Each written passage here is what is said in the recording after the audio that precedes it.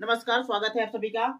आज का जो वीडियो है किस पर है, भिन्नों की तुलना। जैसा कि मैंने आपको पिछले वीडियो में बताया था, भिन्न से रिलेटेड कुछ फार्मूला और कुछ सूत्र और कुछ एग्जाम्पल के माध्यम से समझाया था भिन्न कितने प्रकार के होते हैं और कैसे भिन्न को हल किया जाता है। आज का जो हम वीडियो है इसमें उसमें भिन्नों की तुलना, यानी भिन्न जैसे ढेर सारे भिन्न दिए रहेंगे, उसमें आपको पता करना रहेगा कौन सा भिन्न बड़ा है, कौन सा भिन्न छोटा है।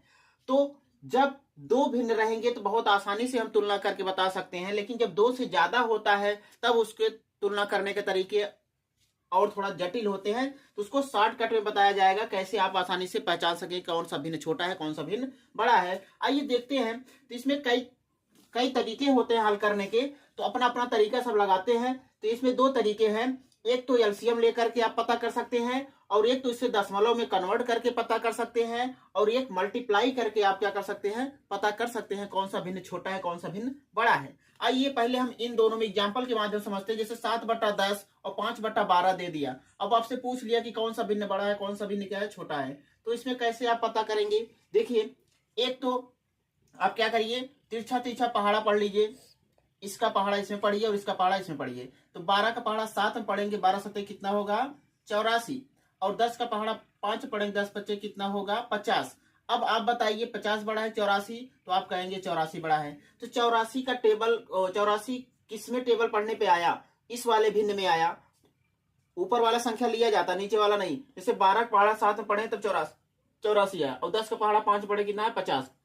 तो जिधर वाला ज्यादा आएगा पहाड़ा पढ़ने पर वही भिन्न क्या होगा, बड़ा होगा। तो इस 84 इसमें आया 7 वाले टेबल पढ़ने से, इसलिए क्या हुआ 7/10 क्या हुआ, बड़ा हुआ किससे, 5/12 से। बहुत सिंपल है, आप आसानी से पता कर सकते हैं जब दो भिन्न दिया रहेगा तब। लेकिन जब दो से ज्यादा दिया रहेगा तब कैसे पता करेंगे, तो तब भी आप 2-3 तरीके हैं। तो आइए देखते हैं किस तरीके से इसको हल करेंगे। जैसे हम 4/5, 7/10 और 11/15 और 17/20 दिया है, तो इसमें आप कैसे हम आसानी से बता सकते हैं कि कौन सा भिन्न बड़ा है, कौन सा छोटा है। तो ऐसे अक्सर आपसे केवल पूछेगा कि इसमें भिन्न बताइए कौन सा भिन्न सबसे छोटा है, या तो पूछ लेगा इन चारों में से कौन सबसे बड़ा है। तो सब आसान से हो सकता है। देखिए, तो ऐसे इसमें भी तुलना करके आप बता सकते हैं। जैसे 10 का पहाड़ा पढ़े कितना आया 40 आया, 5 का पहाड़ा पढ़े कितना आया 5 सत्ते 35, तो 40 बड़ा हुआ, यानी ये वाला बड़ा हुआ। अब पता चल गया ये बड़ा है, इसमें से इससे ये बड़ा है। अब इसको छोड़ दीजिए, ये बड़ा वाला ले लीजिए, बड़ा वाला लीजिए। अब इसकी तुलना करिए दोनों का, 11/15 और 4/15 की तुलना करिए। तो 15 चौका 60 और 11 पच्चे 55, तो 60 इसमें आ रहा, अब भी यही बड़ा हुआ।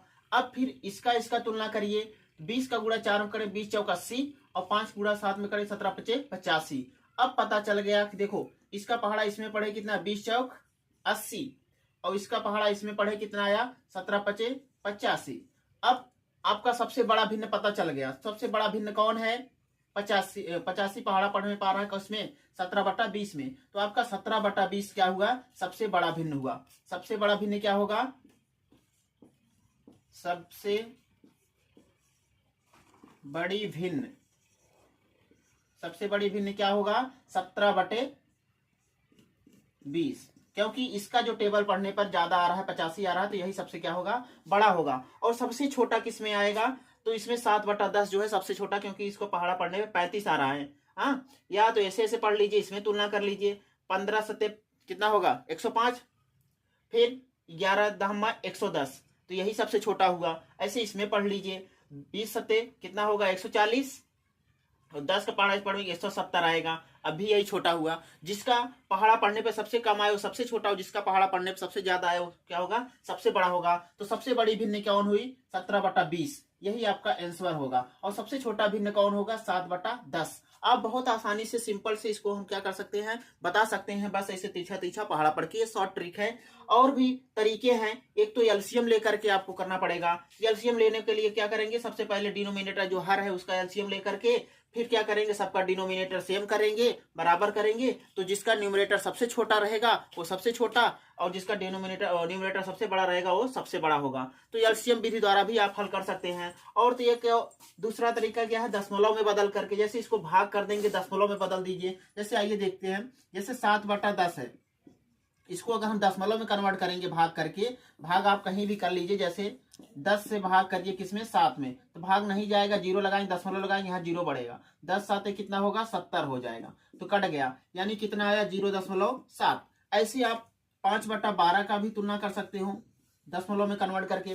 तो जब दशमलव में कन्वर्ट करेंगे इसको भाग करके, देखिए 12 से भाग करिए किसमें 5 में, तो भाग नहीं जाएगा, तो जीरो बढ़ाएंगे, दशमलव लगाएंगे, यहाँ जीरो बढ़ेगा। अब 12 का पहाड़ा पढ़िए, 50 से ज्यादा ना हो, तो 12 चौक कितना होगा 48, बच घटेगा तो बच जाएगा 2 और यहाँ कट हो जाएगा, जीरो बढ़ा सकते हैं। अब 12 पढ़िए, 12 का पहाड़ा पढ़िए, 20 से ज्यादा ना हो, एक बार जाएगा, 12 एक नम 12, बचेगा कितना 8। तो ऐसे आप भाग करते जाएंगे तो आएगा कितना 0.41।